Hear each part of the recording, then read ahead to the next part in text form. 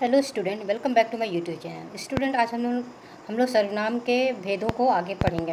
हम दो भेद तक पढ़ चुके थे, तीसरा भेद हम लोग आज पढ़ेंगे, तीसरा और चौथा। ठीक है। तीसरा सर्वनाम का जो भेद है वो अनिश्चित वाचक सर्वनाम, अनिश्चित वाचक सर्वनाम। ठीक है। इसके नाम में ही स्पष्ट हो रहा है कि निश्चित नहीं है, यानी कि कुछ भी चीज़ जो है हमारा वो इसमें निश्चित नहीं होती है। इस सर्वनाम में वो अनिश्चित होती है। परिभाषा समझते हैं।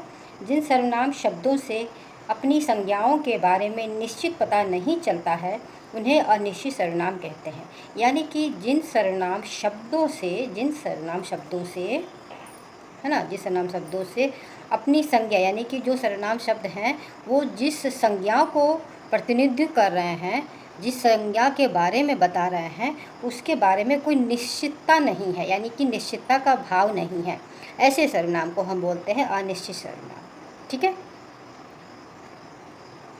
आगे बढ़ते हैं। इसमें कुछ शब्द होते हैं जैसे कोई, कुछ, किसे, इस तरह के शब्द होते हैं। ऐसे शब्द होते हैं जिससे कि आपको समझ में आ जाएगा उसमें कुछ भी चीज़ निश्चित नहीं है। जैसे कि कोई, कुछ, किसी, इससे हमको कुछ भी पता नहीं चल पा रहा है, किसी चीज़ की निश्चितता के बारे में पता नहीं चल रहा है। अब यहाँ पे देखिए, इसमें से जो कोई और कुछ शब्द हैं वो किस किस स्थान पे प्रयुक्त होते हैं। जैसे कि यहाँ पे कोई जो शब्द है वो सजीव संज्ञा के स्थान पर प्रयुक्त होता है, यानी कि जो सजीव सर्वनाम है, यानी जिसमें जान है, ऐसे संज्ञाओं के स्थान पे इसको प्रयोग किया जाता है, इस सर्वनाम को। ठीक है। कुछ सर्वनाम जो है, कुछ शब्द जो सर्वनाम जो है वो निर्जीव संज्ञाओं के बारे में के स्थान पे प्रयोग होते हैं, जिसमें कि कोई जान नहीं है, जैसे कोई खिलौना हो गया या कोई सामान हो गया। तो इस तरह के जो संज्ञाएँ होते हैं उसके लिए हम कुछ शब्द का इस्तेमाल करते हैं। ठीक है। आगे बढ़ते हैं। अब यहाँ पे देखिए, कोई, कुछ और किसी शब्दों से अपनी संज्ञा का सही पता नहीं चल पा रहा है। यानी कि इसको हमने आपको पहले ही बताया कि जो सारे शब्द हैं, कोई, कुछ, किसी, इन शब्दों से हमको उसकी संज्ञा के बारे में कुछ भी अच्छे से पता नहीं चल पा रहा है, कुछ भी निश्चित रूप से हमको पता नहीं चल पा रहा है ना। अब उदाहरण की ओर बढ़ते हैं। इसके कुछ उदाहरण भी हैं, उसको भी हम समझते हैं।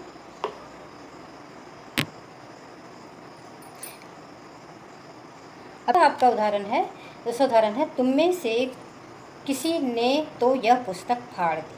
अब यहाँ पे देखिए स्टूडेंट, किसी शब्द का जो इस्तेमाल हुआ है, किसी शब्द का जो प्रयोग हो रहा है, यानी कि तुम में से बहुत सारे बच्चे हैं, छात्र हैं, या सामने बहुत सारे लोग भी कह सकते हैं, व्यक्ति भी कह सकते हैं। यानी कि तुम में से ही किसी ने यह पुस्तक फाड़ दी, यानी बहुत सारी संख्या में कोई व्यक्ति विशेष है या छात्र है या बच्चे हैं, तो उसने किसी पुस्तक को फाड़ दिया, यानी उसमें से ही किसी व्यक्ति विशेष ने उस पुस्तक को फाड़ दिया। यानी हमको पता नहीं है कि कौन है, यानी कि वहाँ पे जो संख्या है उसमें से ही किसी व्यक्ति ने फाड़ी है, लेकिन हमको कौन फाड़ा है उसके बारे में हमको निश्चित रूप से कुछ नहीं पता।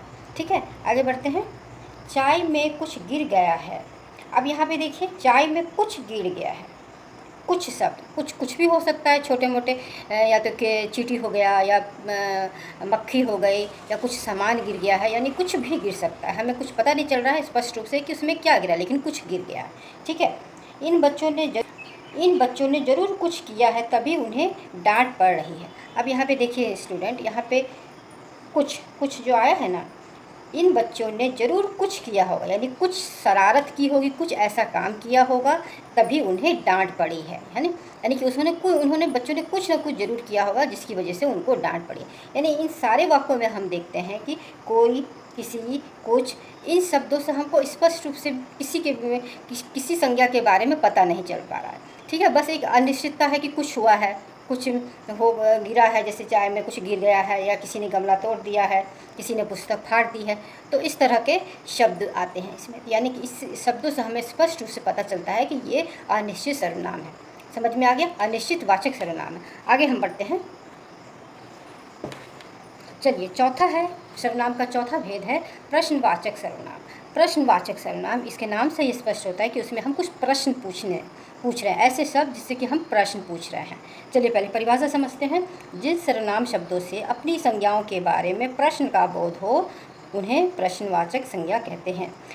यहाँ पे देखिए, जिन सर्वनाम शब्दों से, यानी कि सर्वनाम शब्दों से उस संज्ञा के बारे में हम जब प्रश्न पूछते हैं या प्रश्न का बोध होता है तो उन्हें हम प्रश्नवाचक सर्वनाम कहते हैं। ठीक है। यानी कि उस शब्द कौन से शब्द होते हैं, देखिए, क्या, किसका, कौन, कहाँ, ये सारे शब्द जो हैं, क्या, किसका, कौन, कहाँ, कैसे, ये सारे शब्द जो होते हैं वो प्रश्नवाचक शब्द ही होते हैं। इनसे हम प्रश्न ही पूछते हैं।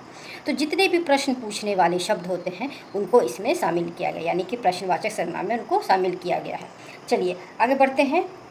वाक्य में ये शब्द आकर प्रश्न करने का कार्य करते हैं। अब यहाँ पे देखिए स्टूडेंट, ये जितने भी शब्द हैं जिससे हम प्रश्न पूछते हैं, ये सारे शब्द जब वाक्य में प्रयोग किए जाते हैं तो वो शब्द जो है प्रश्न पूछने का ही काम कर, यानी कि प्रश्न करने का ही काम कर रहे हैं। ठीक है, आगे उदाहरण से भी समझते हैं और अच्छे से स्पष्ट क्लियर होगा। देखिए एक उदाहरण मैंने लिखा है, यह कौन सी पुस्तक है। अब हम प्रश्न पूछ रहे हैं, यह कौन सी पुस्तक है। प्रश्न हुआ ना कि कौन सी, यहाँ पे सर्वनाम आया है, कौन सी पुस्तक है, इसके लेखक कौन है। अब यहाँ पे देखिए इसके लेखक कौन है, इसमें प्रश्नवाचक सब में चिन्ह भी लगा हुआ है। तुमने इसे कहाँ से खरीदा, तुमने इसे कहाँ से खरीदा। अब यहाँ पे देखिए प्रश्नवाचक चिन्ह भी लगा है और यहाँ पे हम इन शब्दों के माध्यम से प्रश्न भी कर रहे हैं। समझ में आ गया होगा।